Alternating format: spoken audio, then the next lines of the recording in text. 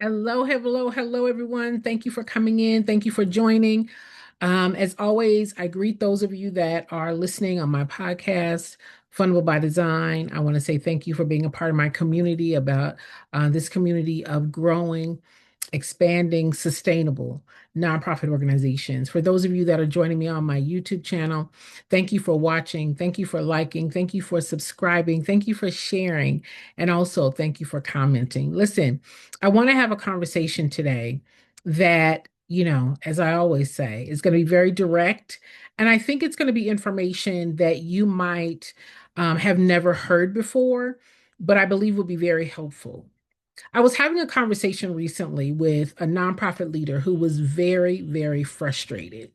She was frustrated because she had started her nonprofit organization, but was having difficulty growing it, sustaining it, right? And honestly, she had every reason to be frustrated, okay?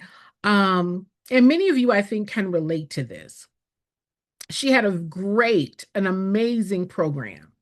She had been doing her program for 18 years, doing the work, right? Really meeting the needs of the people in her program. She had community recognition.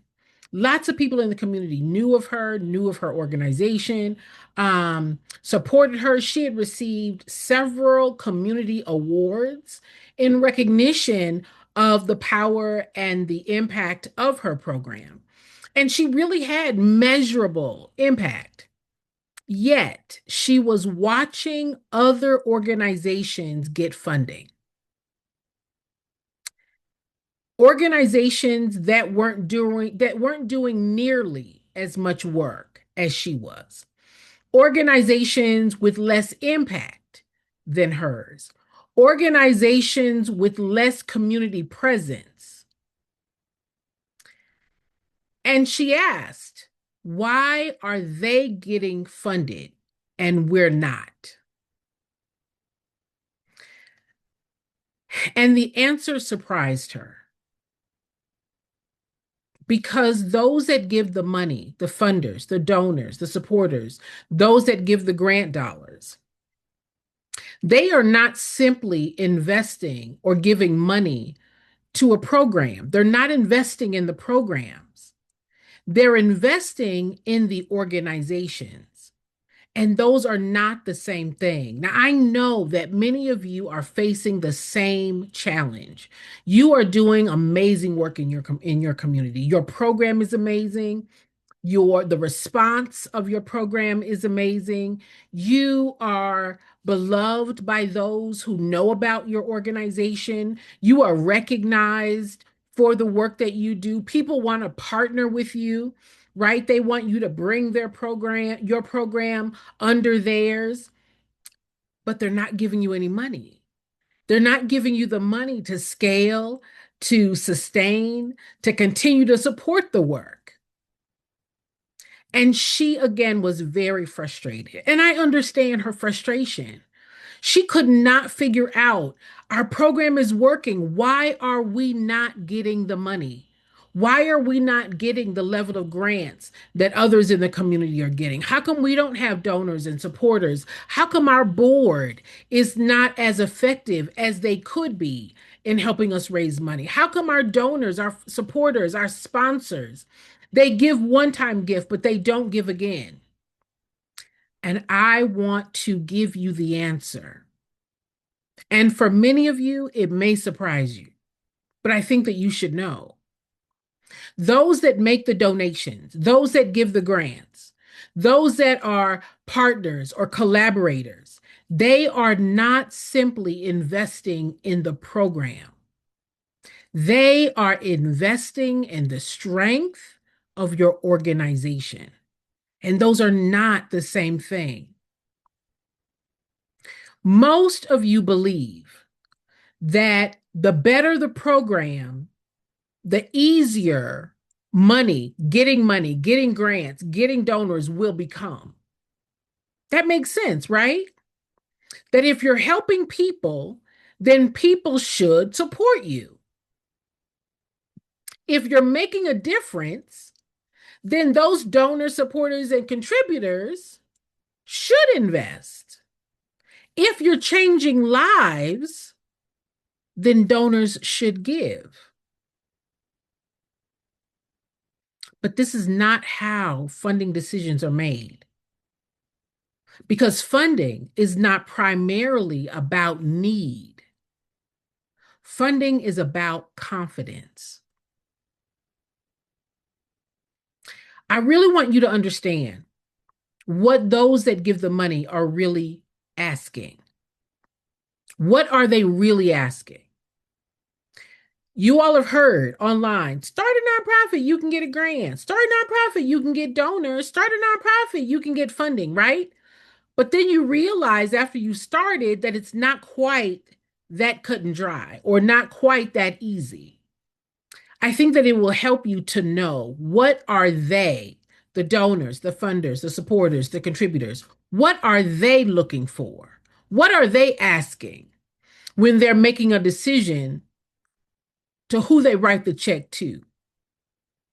When they write the check, when they write a check, when they make that donation, when they award that grant, they're not asking, is this cause worthy? Because most causes are worthy. They're not asking, does your mission matter? Because most missions matter. They're not asking, is there a need for this program? Because most programs are needed. They're asking, can this organization be trusted? Can it manage resources, money responsibly? Can it achieve outcomes consistently? Can it sustain impact over time? Can it grow? Can it survive? Can it steward my investment well? Let me say that again. Again, many of you would naturally think that because you're doing good work, that the donors, the funders, the supporters would give you the money because you're doing great work, right? Your program is amazing, but that's not what they're asking. That's not what they're looking at. They're looking at, can your organization be trusted? Do you have the infrastructure? Do you have the capacity? Do you have the growth potential? Do you have the consistency? Do you have the plan, the structure to sustain yourself? Can you continue to do and manage this program consistently? Can you manage the money responsibly? Can you replace or sustain the impact over and over and over again? Does your organization grow? Can it survive? Many of you have started your nonprofit organization and you've had it for 2 years, 4 years, 6 years, 9 years more, and you are still operating as a startup. Your program hasn't grown. You've not scaled in your reach. You've not diversified in your funding streams. You're still paying for everything out of your own pocket. Listen, this is where many of you become confused.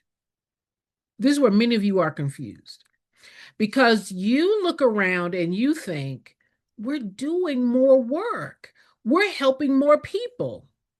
We're serving longer. Our organization has been around for 2 years, 4 years, 6 years, 9 years more. I was speaking to a lady last week. Her organization has been around for 18 years. And it has slowly gotten smaller and smaller and smaller and smaller over time. It's not grown. It's gotten smaller. But she's doing great work. You're looking around at other organizations in your community. You're doing more work. Your program is better.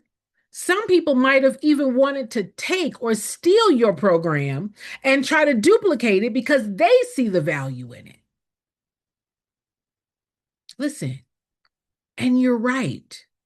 Your organization, your program is amazing. But your funders are evaluating something totally different than just your program. I need you to hear me. They're evaluating your governance, your leadership, your accountability, your sustainability. They are evaluating the systems, the financial management, the strategic planning. They're evaluating whether the organization can carry the mission long term. Let me say that again. They're evaluating whether the organization can carry the mission long term. I want you to imagine. I want you to imagine two organizations, okay? Organization A. Organization A has an amazing program. And the person that started the organization, the founder, does everything. Does everything. Amazing program, but the person who started the organization does everything. There's no donor system. There's no fundraising strategy. There's a weak board, if there's a board at all. There's no impact tracking. There's no budget. There are no financials.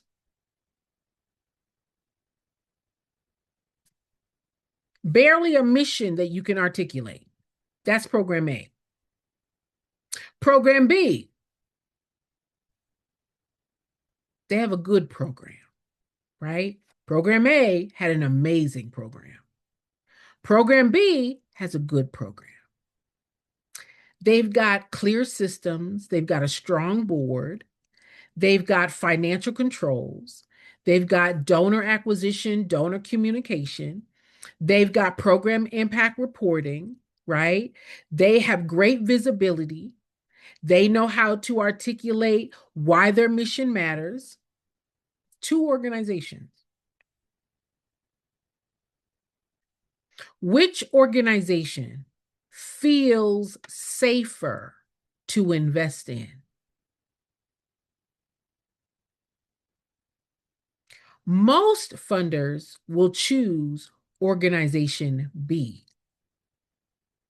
not because the mission is better, but because the organization is stronger.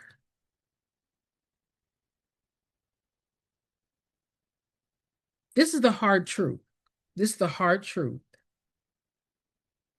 Many of you are accidentally asking funders, donors, supporters to invest in potential. I'm going to say that again.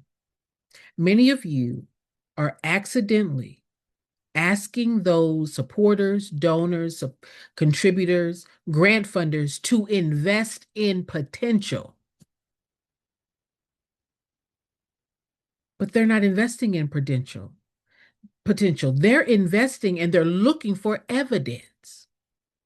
Evidence that the organization can manage the money, can measure outcomes, can communicate impact, can sustain operations. They're looking for evidence that survive the leadership challenges.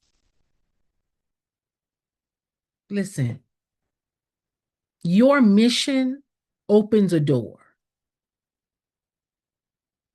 Your mission opens the door, but the organization earns the investment. And this is where many of you take this personally. Many of you take this personally. Now, hear me out, because this matters. Many of you hear, I need better systems. You hear, I need better systems. But what you feel is, my mission isn't good enough. My work isn't valuable. I'm failing. But that's not what the funders are saying. That's not what they're saying. That when they hesitate to give, or they don't give, or they don't award the grant, they're not saying that your program isn't valuable. They're not saying that your mission doesn't matter. They're not saying that they don't see the importance of your work. That's not what they're saying. They're not rejecting your mission. They are questioning your capacity.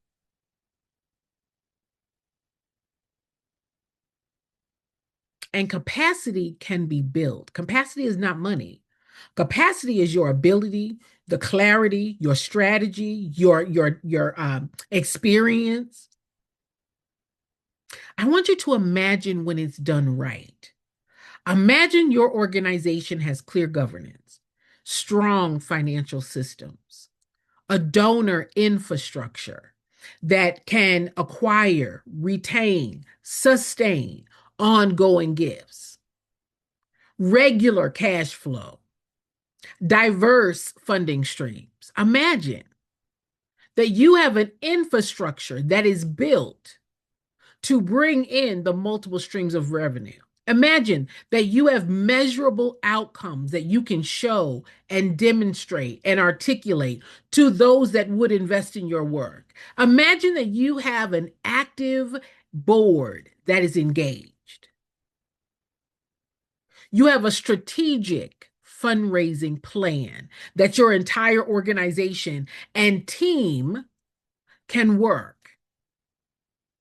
That you have clear financial goals, that you know what cash flow means, money out, money in. You know what your expenses are every week, every month, every year.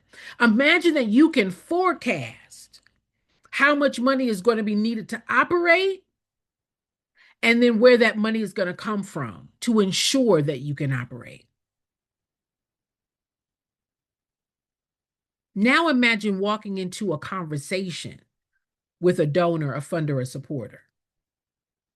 Having all of that in place, imagine going into a conversation where you're not begging for money, but you are able to demonstrate, articulate, clarify not only that your work is important, but you're able to convey how much it costs and what does it save the community by supporting your organization, what's at stake financially as it impacts the community if your organization did not exist. Imagine walking into a conversation, understanding that those that are giving the money want to be sure that the place their money is going is strong. That the place where their money is going is able to articulate, this is what our program costs. This is how much it costs per person. This is what our budget is. Being able to converse about the sustainability and the transparency, not about the money, but about the return on their investment. Listen, you're no longer at that point trying to convince people that your mission matters. You're not trying to beg them to see your passion. No, you're demonstrating that the organization can deliver the mission successfully. That's a completely different position. I say this all the time, that many of you need to stop asking, how do I get funders to believe in my program? How do I get funders to support my program? You should stop asking that. You should start asking, how do I build an organization that funders, donors, supporters, contributors can trust? That question changes everything. Because funders follow confidence. A donor, a grant funder, a sponsor, a partner, a collaborator, they're not strangers. They are choosing to give you their money because they feel confident. Now, what's going to keep them feeling confident after they've made the first donation? What's going to give them the confidence to keep supporting month after month, year after year? What's going to keep them connected and sure that their money is going to the right organization? Structure. Confidence follows structure. Listen, this is why, and this is the area that I help organizations accelerate, accelerate, right? Accelerate. Accelerate by putting your plan, your strategy, your systems, your tools in place so that you can build the confidence and the clarity with those that would support your work. Listen, you've spent years improving the program. You spent years improving the program, while the organization behind the program remains underdeveloped. My program helps you to close the gaps, the governance gaps, the fundraising gaps, the operational gaps, the donor readiness gaps, the sustainability gaps. And that when those gaps are closed, now you have a plan, you have a strategy, you have the steps, you know the process, you know the structure, you know the systems of how your organization is to exist and function to bring in the money, to build trust with your donors, your supporters, your contributors, to be able to identify who are your ideal donors and what is it that you should be able to give them so that they can remain confident that their ongoing resources, they've made the right decision. Listen, until you build that infrastructure required to support long-term funding, until you build it, you're going to continue to struggle. Those gaps are going to continue to exist. No, Jen, we don't have a fundraising plan. No, Jen, we don't have a budget. No, Jen, we don't have a board that's supporting us. Jen, I'm doing everything by myself. Gap, gap, gap, gap, gap. Listen, your mission deserves more than survival. It deserves an organization capable of sustaining it. Funders, those that give the money, they're not investing in your passion. They're not investing in your paperwork. They're not investing in your program. They're not. They're investing in their confidence that your organization can sustain impact long after they have given you the money. Long after they've given you the money, they want the confidence to know that you know how to maintain and sustain the work. That's what they're looking for. They're looking for the confidence in knowing that they gave their money to the right organization, not because you're passionate about a program, not because you've got a strong mission, but your organization is weak. Until you put that organization in the way that they can trust, they can't trust it. They can't. They're going to choose an organization that have those things in place. That's what they're going to do. That's what they're doing now. This is the great thing, is that you get to change that. You are empowered and in control of that. You can have that. You can have the same structure they have. You can raise the same confidence they do. You can get the funding in the same way once your organization is put together. Your program is strong, but your organization needs to be strong as well. All right. My name is Jennifer. I am your nonprofit expert, 40 years of experience helping organizations not just start, but to grow and to scale. If I can help you, I would love to put your organization together for sustainability. That you have the plan, the strategy, the tools, the path, the systems, and know the process of how to get funding, to be fully funded, so that your organization can sustain and outlive any one donation or one grant for ongoing impact. All right. Thank you all for listening. I'll see you next time.